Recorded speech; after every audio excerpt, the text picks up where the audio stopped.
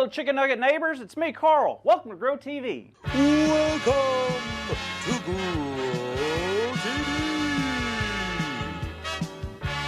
Hosted by Carl. Where we have fun with our friends, talk about Jesus, and go over everything the Bible has to offer. Now, once again, welcome to Grow TV. Well, howdy ho, neighbor. I'm just on my daily route, and I tell you what, today has been pretty cool. You want to know some of the stuff I've seen today? Well, I'm going to tell you anyway. So on my first delivery, I ran into the most distinguished gentleman. Someone with whom I locked eyes with, I felt more sophisticated and wiser. You ready to see who I met? Check this picture out.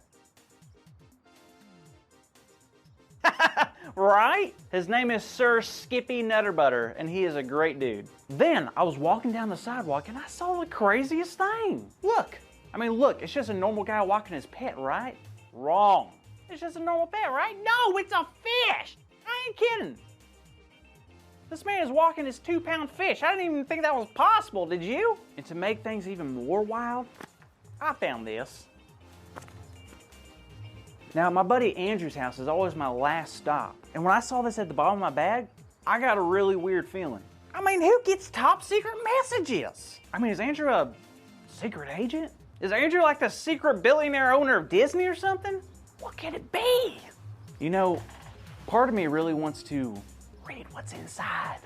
Is that wrong? Of course it's wrong. All my mail-carrying training has told me not to do that, but I want to so bad. What to do? What's this? That's not it's not yours, it's Andrew's. What is this? Andrew, who's Andrew? He's my buddy. Okay, give it.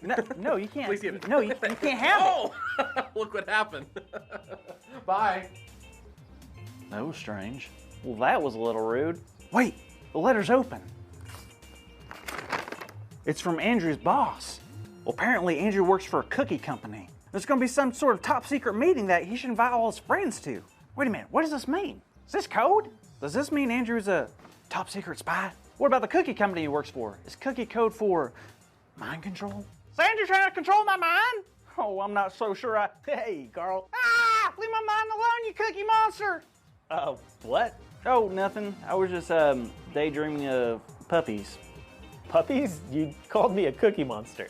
That's what I call puppies because puppies are so sweet. Okay, is that for me? Well, these are 100% prescription. They're not prescription. Like, they're not a fashion statement or anything. It's just glasses on my head that I need. They're mine. I was talking about the letter, Carl. The letter? What letter? The red one in your hand that has my name on it. Oh, this one? Yeah, here you go. Oh, thanks. I didn't read it, by the way. There's the things that were inside of it I definitely did not read. You're acting weird today. Oh, cool. Please don't control my mind, you secret cookie man, Andrew. What? What are you talking about? I didn't mean to read it, Andrew. I was holding it, and I was thinking of all the reasons why I shouldn't read it, and then I was wondering why you had a top secret envelope in the first place. And then that weirdo Andy showed up and completely ruined it. He pulled on it, and it opened, and I pulled the letter out, and I read it, and I know I shouldn't have. Okay, so I guess it just boils down to, I now know that you're a spy and you work for a cookie company. Now you gotta control my mind. I'm so sorry, Andrew. Please don't hurt me. Carl, chill out. I'm not a spy. You're not? No, this is an invite to a themed business party for my work. It's spy themed. It says you're invited to an on-the-case party. It even tells me right here I should invite my friends. You should come. It'll be fun. Oh, well, wow. That does sound like a lot of fun. But why would I be invited to do something so cool? Because this party's for everyone. Kind of like people who follow Jesus. It's for everyone. It's like a big family. Hold up. What do you mean by that? I'm just saying, like in Acts 11, everyone's invited to be a part of God's family. What happens in Acts 11? Is that the story where Peter has a vision? It is. It all started because Peter had been hanging out with people who were called Gentiles, which are people who didn't practice Jewish customs or people who weren't born into Jewish families. So they didn't follow the laws that Jewish people did. Oh, I see. And there's some people that didn't like that, right? You got it. Peter was being judged by others and being told that not following every custom and law was a big problem. And then Peter had a vision. A vision like in Marvel? Not quite. It was like a dream, but it came from God. What did Peter see? He said this, I saw something like a large sheet being let down from heaven by its four corners, and it came down to where I was. I looked into it and saw four-footed animals of the earth, wild beasts, reptiles, and birds. Then I heard a voice telling me, get up, Peter, kill and eat. Hold on, back up. So God was telling us that we can eat any type of animal? When the Old Testament says that like a whole bunch of these animals were just like off limits because they're like just straight up unclean. Exactly, that was Peter's reaction. But God spoke back by saying, do not call anything impure that God has made clean.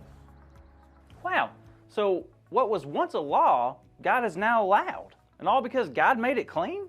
Wait, is that because of Jesus? It sure is. Jesus came to build a bridge from the old law into the new law. Jesus made everything complete. So some things weren't needed anymore and other things became more important.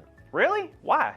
Think about it. Now that those laws weren't being observed, that allowed every person to have a chance to follow God. Oh, so that's what you meant earlier. Everyone's invited to be part of the family of God. Exactly. Now, Carl, do you know people in your life who are hurting or maybe struggling? Sure do. Do you know people who are always angry or rude? You bet I do. I got a cousin named Curly that'll punch you in the armpit for just looking at him weird. Exactly. Now because of what Jesus did on the cross, everyone, and I mean everyone, can now be saved and forgiven from all of our past mistakes. Doesn't matter what you've done, what you've eaten, or what problem you may have been born into. That's great news, but what about the future? What do you mean? Like for all those people who might make mistakes in the future, does God still forgive and deliver them too? Absolutely. That's what's great about all of this. God offers a new life to everyone who wants it. And God promises that everyone who follows Jesus will be given the Holy Spirit. The same Spirit that raised Jesus from the dead? That's the one. I can't tell you how great it is to know that God can deliver everyone.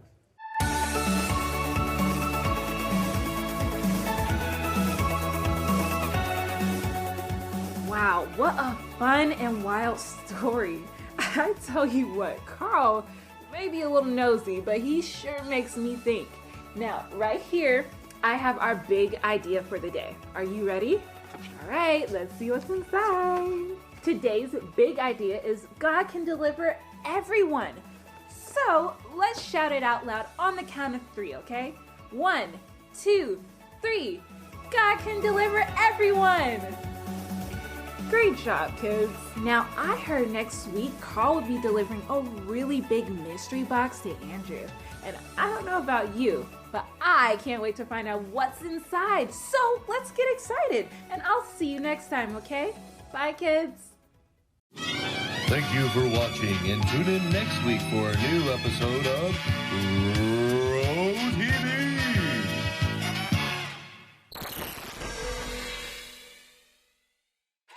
Hello and welcome to KCTV, where we want to make great friends and learn about Jesus. So a little while after Jesus had gone back up into heaven, Peter was on a rooftop praying. And while he was praying, well, he started to get hungry. And Peter really wanted a snack. You ever just really want a snack? I know you guys always want snacks. That's all you kids eat is snacks. Well, Peter got so hungry that he fell into a trance. In this trance, Peter sees the sky open up and something like a sheet come down filled with snacks. Woohoo! Except they were all snacks that Peter was not supposed to eat. Oh, bummer! Then Peter hears a voice saying, Peter, get up and eat. Peter's like, Lord, no, I have never eaten anything that our Jewish customs say are impure or unclean. No. And Peter was very confused. And then this happens again. And happened again. He has the same voice 3 times. Peter thinks to himself, what could this vision mean? At that exact moment, because God's cool like that, some men show up at their house looking for someone that can help them be saved. The Holy Spirit tells Peter, go downstairs, there's some guys here, go with them. Just go with them. Peter's like, okay. When Peter goes downstairs, he sees they are Gentiles. Now, that might not seem like a big deal, but Peter's thinking, I'm a Jew, I'm Jewish, and Jewish people are not supposed to, hang out with Gentiles. So, Peter was even more puzzled, but he listened to the Holy Spirit, he goes with them. On their journey, Peter figured something out.